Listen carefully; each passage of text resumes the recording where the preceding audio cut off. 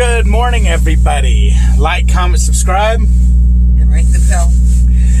And ring the bell. Ding, ding.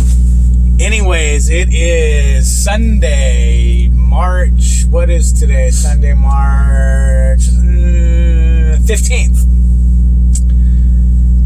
I got a little story to tell. This might be interesting. Let me come down to crime with you here. Anyways, as you guys know, we need to be in Cold Spring or Livingston. Where are we going? Well, Cold Spring, my brother. The DMVs? That's in Livingston. Livingston, DMV, tomorrow morning about 7 a.m., which is on the 16th. They open at 8. 8 a.m. 7 a.m., 8 a.m., Tweedledee, Tweedledee. It's an hour difference. Anyway, so you guys seen a live the other day where I was like, yeah, I was going to get this load. You know, I went on the load board and there's one going to New Caney, but man, it had too much time and it wasn't paying all that well and blah, blah, blah, blah. So I went ahead and had my contact my fleet manager, and he got me this sweet load going the opposite direction. Wow. To get me to text. But anyways, we'll start with that. Fleet manager says, okay, we're going to see if we can't make you some money. Instead of going and doing that crappy load that doesn't pay well and you're going to sit on it till Sunday night, we are going to send you to Joplin. We're in Oklahoma right now. Okay, we're like 400 miles from New Caney. So let's send you to Joplin, pick up a loaded trailer, and go take it to Murfreesboro, Tennessee. I'm already a few hours into my shift because I just dropped off a load. Great, I'm going to trust you, boss. Let's do it. I go pick up this trailer, haul ass, get it over to the 90, and lo and behold, he's already got a load for me to pick up at that 90 to take over to Memphis, from Murfreesboro, Tennessee to Memphis, Tennessee, which pays pretty good. So we're like, damn, man, he's hooking me up. So we drop that load at Interstate, pick up the load from the same place, boogie ass over to Memphis by the skin of our teeth, shut down at, it was almost 7 p.m. That would have been Friday night, and it delivered at 7 a.m. Saturday morning. Then he had me pre-planned to pick up a load 50 miles from there at noon, loaded trailer to take to New Caney, Texas. Beautiful. We're going to make some money. So I get to this place. I contact the security office. They say you can check in at 3 a.m. I check in. Coronavirus. I check in, and they say, okay, you're checked in. So I wait. I'm up. 6 o'clock comes around. 7 o'clock comes around. 8 o'clock comes around. 9 o'clock comes around. I'm like, okay, call security. What's going on? Nope, they're not calling for trucks yet. Blah, blah, blah, blah. 10 o'clock comes around. I contact my fleet manager. Now, the load I was picking up was needed to be delivered Sunday night, and it was on a loaded trailer where I'm at now. So I figured he'd just push the appointment. So I let him know, hey, they haven't took me yet. You know, and they're telling me they don't know what's going on. So he goes, all right, let me get with sales, find out what's going on. He comes back, he pulls the pre-plan off of me, but instantly puts another pre-plan on me, which is to pick up at the exact same location the other one was, but it was for 5 o'clock last night instead of noon.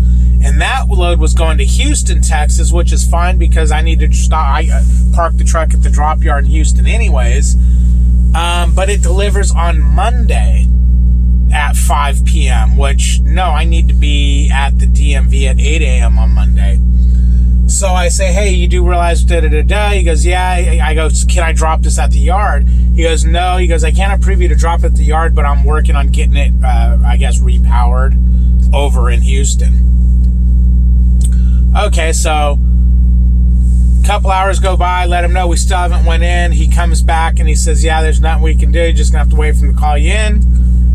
They Finally get us unloaded at 9:30 last night.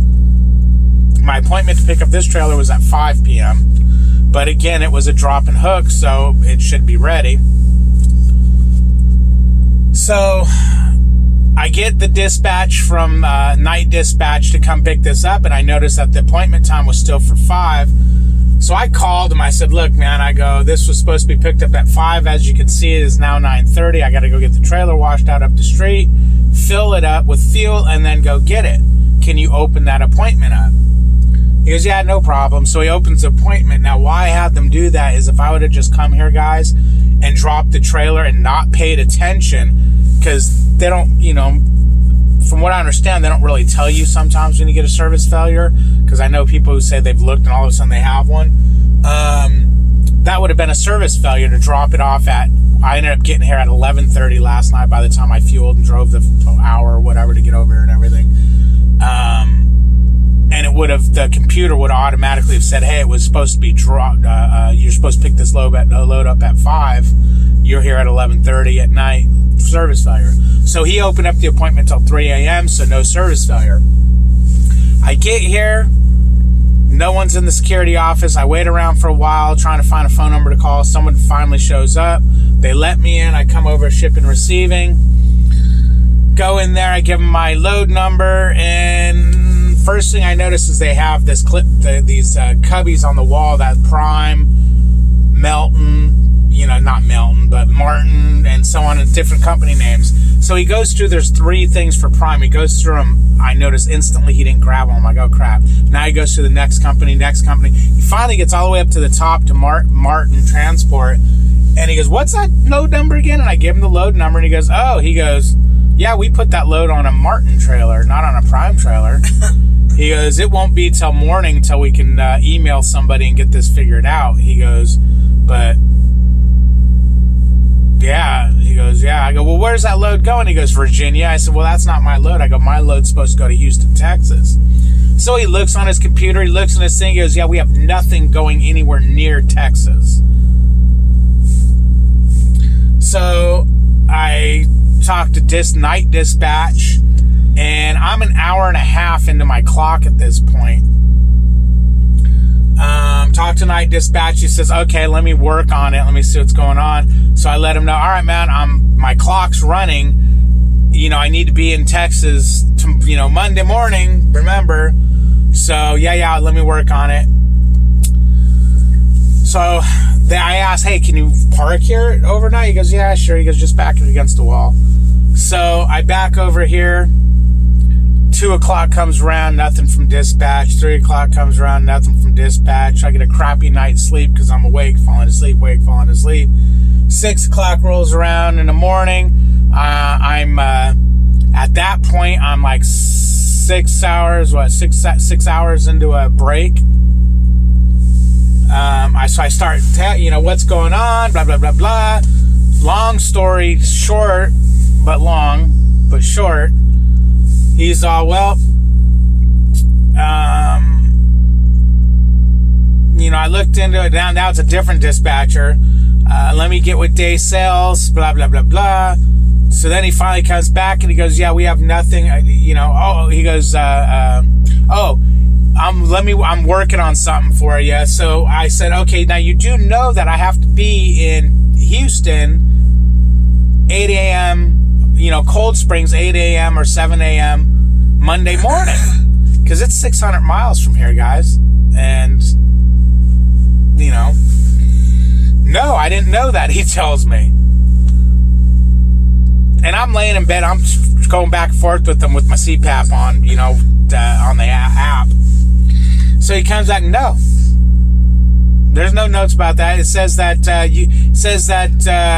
you need to be in Houston area on the 16th. I was getting ready to reply, okay, well, yeah, I need to be in the Houston area on the 16th. More specific, I need to be, I have a 7 o'clock appointment on the 16th a.m. And as I'm typing this stuff, he replies, oh, wait, never mind. John's got notes in here about that. So apparently he didn't read the notes. So I'm getting a little irritated because I'm realizing my whole clock is fucked now. I can do an 8-2 split at this point and whatnots. So he comes back and he tells me there's nothing going to Texas. And he says, what do you want me to do? So I think it's like almost 7 o'clock in the morning at this point. And I simply reply, I gave plenty of notice. I did what I was supposed to do.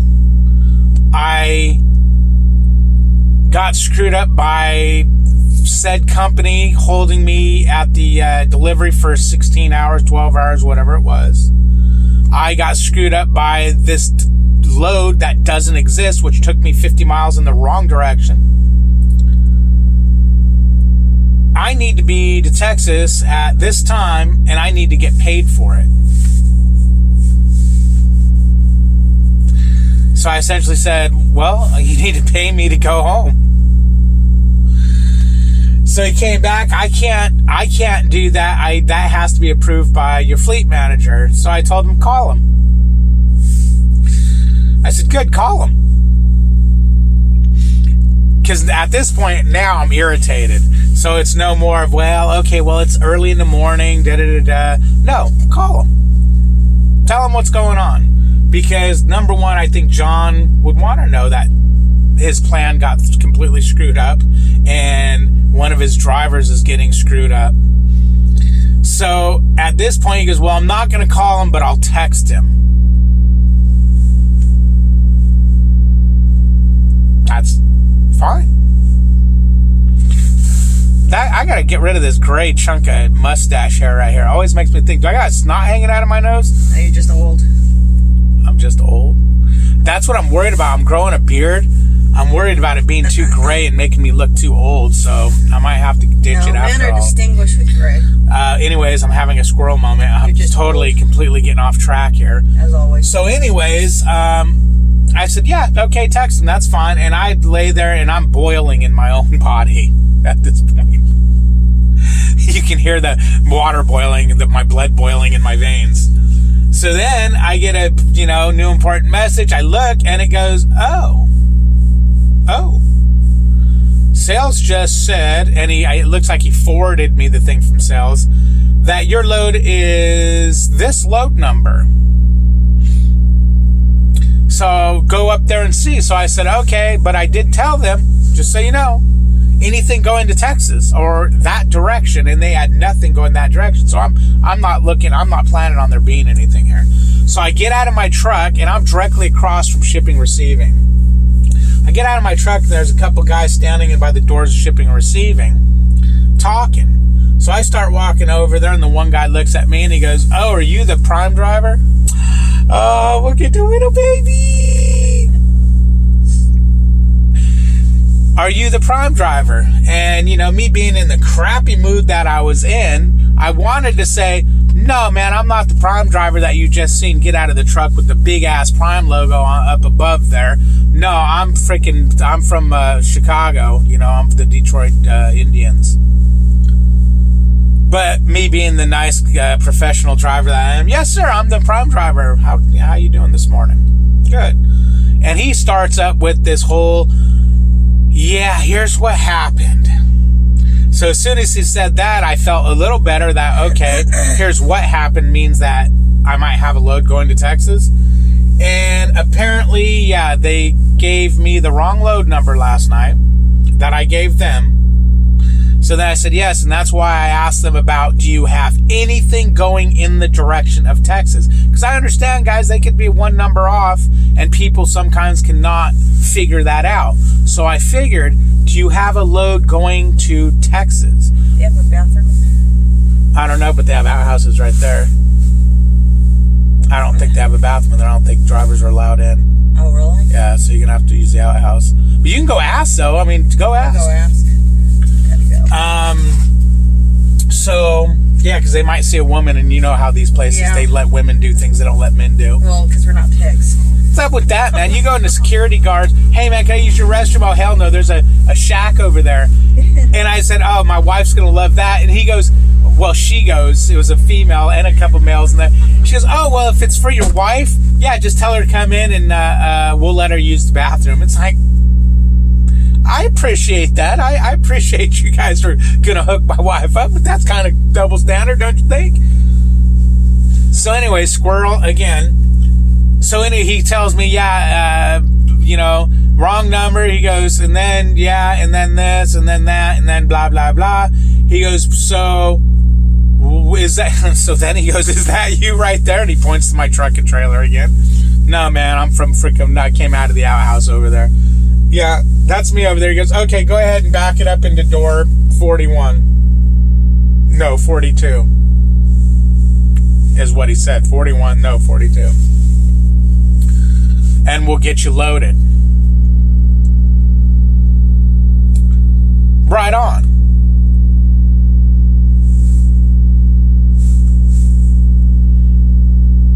I thought that meant today. Because I've been backed into this door forever and a day. And my truck ain't moved. Truck ain't moved at all. So, I don't know.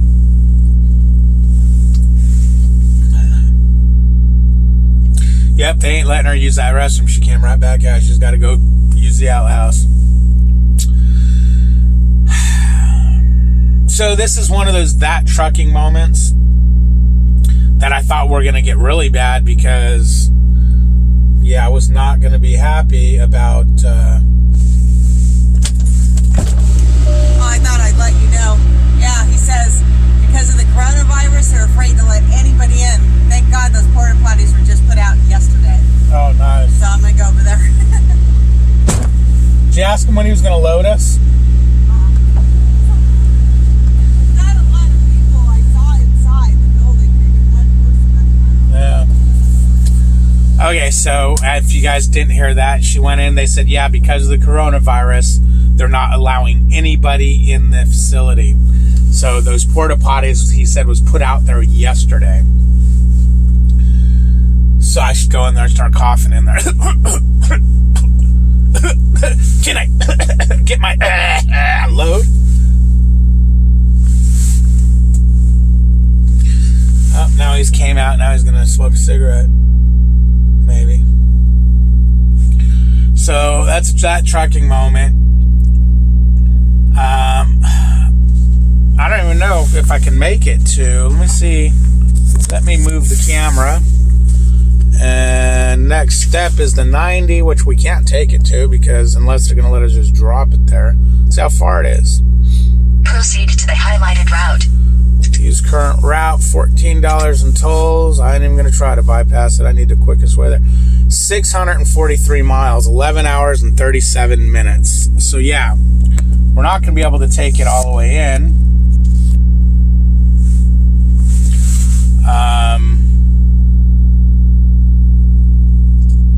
Without doing a 10-hour break.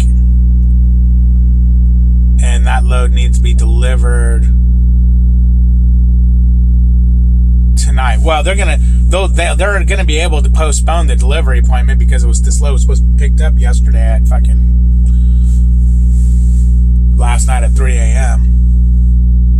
It was supposed to be, and this guy said when he said, yeah, I don't know what happened, that thing was supposed to be loaded out yesterday or sent out yesterday. So sounds like everybody's dropped the ball on this except me, the driver.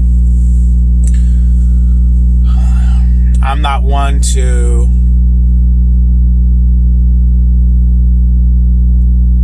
ignore the detention due on this, I'll tell you that.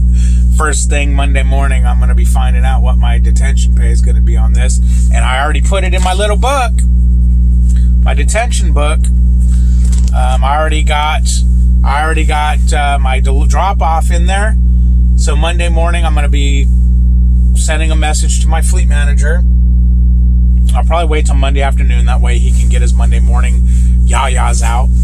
And I'm going to say trip number such and such detention and trip number such and such detention. What am I being paid? Then I'm going to write that in my book and wait to get paid. And at that same time, I'll also say, well, okay, I've been sitting on this trip number detention. Haven't seen anything for it yet. Is it still a go?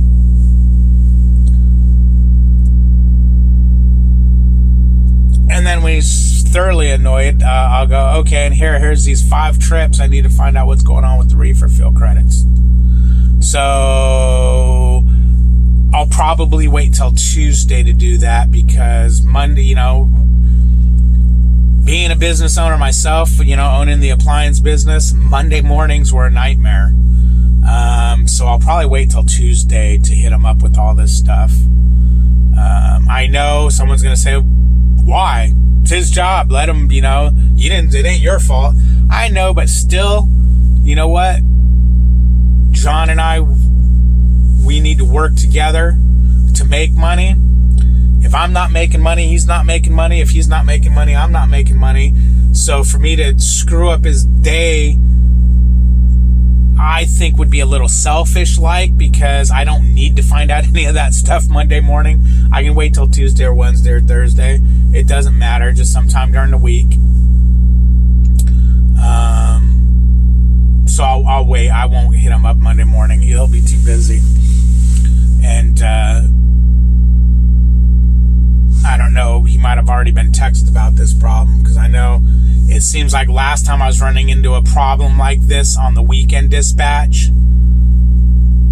it got to a point where I'm like, you know what, maybe John needs to know about what's going on here so he can figure it out. Because, that's what I told him. You need to contact John, let him figure this out.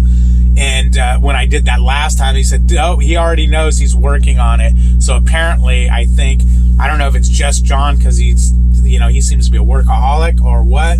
But it seems like if things are going too far sideways for weekend dispatch, night dispatch, that they contact him at least. Or I don't know if they do all fleet managers that way. I couldn't imagine my company fleet manager getting contacted in the middle of the night and me not knowing about it, because I think he'd probably come through that guy's phone, come through my phone via the night dispatcher's phone, and wring my neck. You know who I'm talking about if you're watching, Mr. LB. Anyways, like, comment, subscribe, ring the bell, and I'll talk to you guys soon. And I'm going directly from this location to a shower. That's a guarantee.